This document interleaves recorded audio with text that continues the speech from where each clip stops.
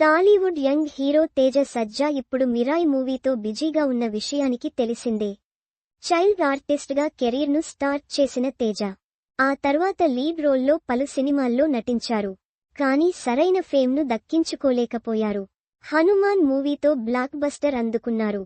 దీంతో ఒక్కసారిగా over night స్టార్గా మారిపోయారు. ఇప్పుడు మిరాయి మూవీ చేస్తున్నారు.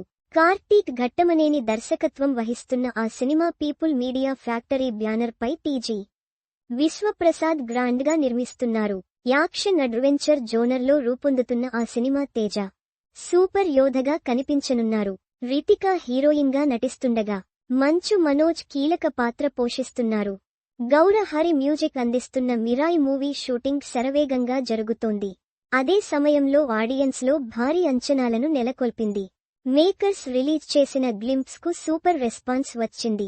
మూవీపై అదిరిపోయే బజ్ క్రియేట్ అయింది. దీంతో తేజ సజ్జా ఖాతాలో మరో బ్లాక్ బస్టర్ హిట్ పక్కాగా చేరుతుందని అంతా భావిస్తున్నారు. అయితే ప్రపంచవ్యాప్తంగా 8 భాషల్లో 2D, 3D ఫార్మాట్లలో మిరాయి సెప్టెంబర్ 5వ తేదీన విడుదల చేయనున్నట్లు మేకర్స్ ఇప్పటికే అనౌన్స్ చేశారు. నిజానికి ఏప్రిల్లో సినిమా రిలీజ్ కావాల్సి ఉంది. కానీ కొన్ని కారణాల వల్ల వాయిదా వేశారు. సెప్టెంబర్లో విడుదల చేస్తామని తెలిపారు. దీంతో సరైన సోలో రిలీజ్ డేట్ను సెలెక్ట్ చేసుకున్నారని అంతా అన్నారు. కానీ ఇప్పుడు అదే రోజు మరో 2 సినిమాలు రిలీజ్ అవ్వనున్నట్లు తెలుస్తోంది. Mollywood star hero Dulquer Salman lead రోల్లో నటిస్తున్న కాంతా సెప్టెంబర్ 5న విడుదల చేయనున్నారని టాక్ వినిపిస్తోంది. సెల్వమణి సెల్వరాజ్ దర్శకత్వం వహిస్తున్న ఆ సినిమాను టాలీవుడ్ హల్క్ నిర్మిస్తున్నారు. భాగ్యశ్రీ బొర్సే హీరోయిన్గా నటిస్తున్నారు. మరోవైపు అమరంతో ఇటీవల సూపర్ హిట్ అందుకున్న కోలీవుడ్ హీరో శివ కార్తికేయన్ నటిస్తున్న మదరాసి కూడా సెప్టెంబర్ 5న రిలీజ్ అవ్వనుంది.